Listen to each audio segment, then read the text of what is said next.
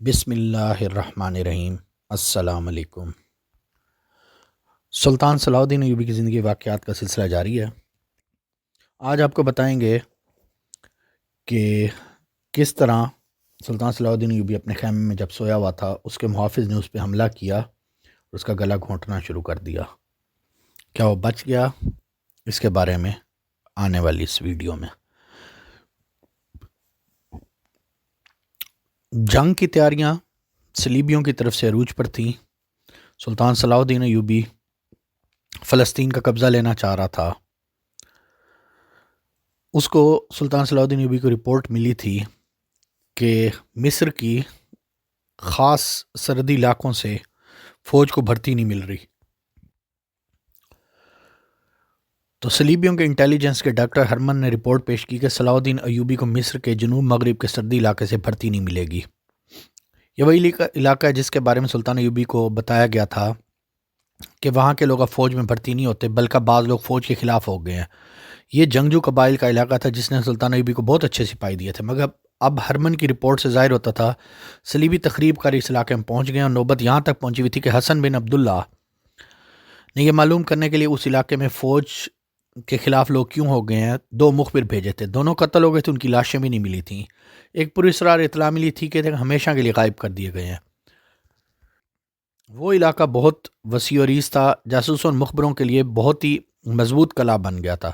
وہاں سے کوئی معلومات حاصل ہوتی ہی نہیں تھی۔ اتنا ہی پتہ چلا تھا وہاں کے لوگ ہیں تو مسلمان لیکن توہم پرست اور عقیدے کے ڈھیلے ہیں۔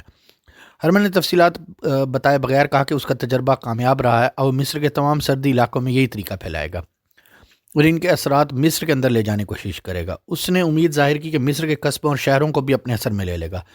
اس نے کہا میں مسلمانوں کی ایک ایسی خامی ان کے خلاف استعمال کروں جسے وہ اپنی خوبی سمجھتے ہیں۔ مسلمان درویشوں، فقیروں، وظیفے اور چلے کرنے والوں، عاملوں، مولویوں اور کٹیا میں بیٹھ کے اللہ اللہ کرتے رہنے والے مجذوب قسم کے لوگوں کو فوراً مرید بن جاتے ہیں۔ درویشوں وغیرہ کا یہ گروہ اسلامی فوج کے ان سالاروں کے خلاف ہے جنہوں نے ہمارے خلاف جنگیں لڑ کے شہرت حاصل کی ہے۔ درویش اپنے متعلق لوگوں کو یقین دلاتے ہیں کہ خدا ان کے ہاتھ میں اور خدا کے خاص بندوں میں ہے۔ وہ صرف نام پیدا کرنا چاہتے ہیں، انہیں میدان جنگ میں جانے کی ہمت اور جرأت نہیں، لہٰذا وہ گھر بیٹھے وہی شہرت حاصل کرنا چاہتے ہیں جو سالاروں نے جہاد میں حاصل کیا ہے۔ اگر دیانتداری اور غیر جانبداری سے دیکھا جائے تو مسلمانوں کے فوجی لیڈر جن میں صلاح الدین ایوبی اور نور الدین زنگی بھی شامل ہیں تعریف کے قابل ہیں۔ ان میں سے جنہوں نے یورپ تک اسلام پھیلا دیا اور اسپین کو اپنی سلطنت میں شامل کر لیا تھا، خاص طور پہ اس بات کا حق رکھتے ہیں کہ لوگ عبادت میں ان کے نام کی دعائیں کریں بجائے اس کے کہ خلیفوں کو عبادت میں شامل کریں۔ اس کے ساتھ مسلمانوں نے نام نہاد عالموں اور اماموں کا ایک گروہ پیدا ہو گیا جو اس عمل سے گھبراتا ہے۔ انہوں نے کہا جو عالم اور امام ہیں وہ جہاد کے معنی مسخ کر کے لوگوں کو بتا رہے ہیں کہ جہاد میں جانے کے بجائے ان کے گرد جمع ہوں، انہیں خدا کے برگزیدہ بندے مانیں۔ ان کے پاس پراسرار سی باتیں اور باتیں کرنے کے لیے ایسا انداز ہے لوگ یہ سمجھنے لگتے ہیں کہ اللہ کے خاص بندے یہی ہیں اور ان کے سینوں میں راز چھپے ہیں جو خدا کے ہر بندے کو نہیں بتایا۔ چنانچہ سیدھے سادے مسلمان ان کے جال میں پھنستے جا رہے ہیں۔ میں انہی عالموں اور درویشوں کو استعمال کر رہا ہوں۔ مسلمانی کمزوری ہمیں بہت فائدہ دے رہی ہے۔ میں مسلمانوں کو اسلام کی باتیں سنا سنا کے اسلام کی اصل روح سے دور لے جا رہا ہوں۔ تاریخ گواہ یہودیوں نے مسلمانوں کے نظریات کو تخریب کاری کر کے کافی حد تک کمزور کر دیا ہے۔ میں بھی انہی کے اصولوں پہ کام کر رہا ہوں۔ یہی وہ محاذ تھا جس کے مطابق سلطان ایوبی پریشان رہتا تھا۔ پریشانی کی اصل وجہ یہ تھی اس محاذ پہ اپنی ہی قوم کے افراد کے خلاف لڑ رہا تھا، اسے محاذ نظر نہیں آتا تھا۔ دوسرے تقی الدین اور اپنے حکام کو جنہیں قاہرہ میں رہنا تھا ہدایت دے کے سلطان ایوبی جنگ کے محاذ کی طرف روانہ ہو گیا۔ اس کے ساتھ 24 ذاتی محافظوں کا دستہ تھا۔ صلیبیوں کے باڈی گارڈز کی نفری کا بھی علم تھا، انہیں یہ بھی علم تھا اس دستے میں 4 حشیشین ہیں جو نہایت کامیاب اداکاری اور بہادری کارناموں سے محافظ دستے میں شامل ہو گئے ہیں۔ ان کا مقصد سلطان ایوبی کو قتل تھا لیکن انہیں موقع نہیں مل رہا تھا کیونکہ محافظ دستے کی نفری 24 سے کہیں زیادہ رہتی تھی، ان کی ڈیوٹی بدلتی رہتی تھی۔ کبھی بھی ایسا نہ ہوا تھا ان چاروں کی ڈیوٹی کٹھی لگ گئی ہو۔ محافظوں کے کمانڈر بہت ہوشیار اور چوکس رہتے تھے، انہیں یہ تو علم نہیں تھا ان کے درمیان قاتل بھی موجود ہیں۔ وہ بیدار رہتے تھے کوئی محافظ کوتاہی نہ کرے۔ اب سلطان ایوبی سفر میں تھا، اس نے خود ہی کہا تھا محافظوں کی پوری فوج کو ساتھ نہیں رکھے گا کہ 24 کافی، حالانکہ راستے میں صلیبی چھاپا ماروں کا بھی خطرہ تھا۔ سلطان ایوبی قاہرہ سے دن کے پچھلے پہر روانہ ہوا تھا۔ آدھی رات سفر میں اور باقی آرام میں گزری۔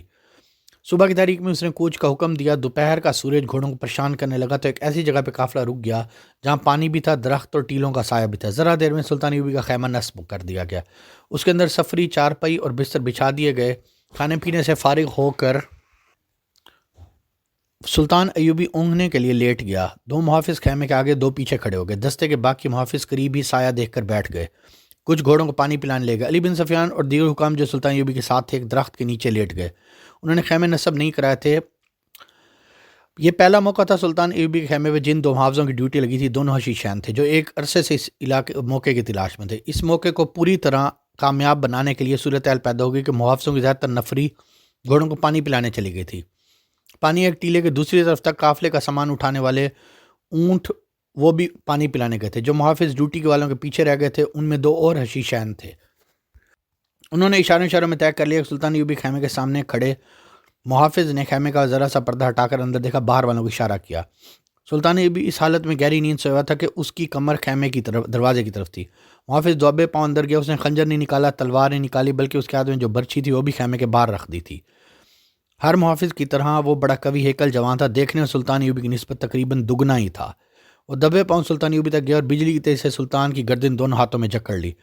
سلطان ایوبی جاگ اٹھا. اس نے کروڑ بھی بدل لی، لیکن جس شکنجے میں اس کی گردن آ گئی تھی اس میں سے چھڑانا ناممکن نہیں تھا تو مشکل ضرور تھا. اسلام کے جری جرنیل کی زندگی صرف 2 منٹ دور رہ گئی تھی. اب وہ پیٹھ کے بل پڑا تھا. حملہ آور نے اس کی پیٹ پر گھٹنا رکھ کر ایک ہاتھ اس کی گردن سے ہٹایا، دوسرے ہاتھ سے سلطان کی شاہرگ کو دبائے رکھا. اس نے اپنی کمر سے ایک پڑیا نکالی، اسے ایک ہاتھ سے کھولا اور سلطان ایوبی کے منہ میں ڈالنے لگا. وہ سلطان کو زہر دے کر مارنا چاہتا تھا کیونکہ گلا دبا کر مارنے سے صاف پتہ چل جاتا کہ گلا دبایا گیا. سلطان ایوبی بے بس تھا. پیٹ پہ اتنے قوی ہیکل جوان کا گھٹنا اور بوجھ بھی تھا اس کے جسم کا. شاہرگ دشمن کے شکنجے میں تھی. سانس رک گیا تھا. اس کا منہ کھلا ہوا تھا. اس نے پڑیا دیکھ کر منہ بند کر لیا.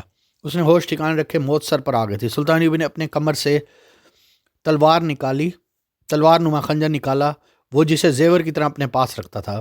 حملہ آور اس کے منہ میں زہر ڈالنے کی کوشش میں مگن تھا. وہ یہ نہ دیکھ سکا سلطان نے خنجر نکال لیا.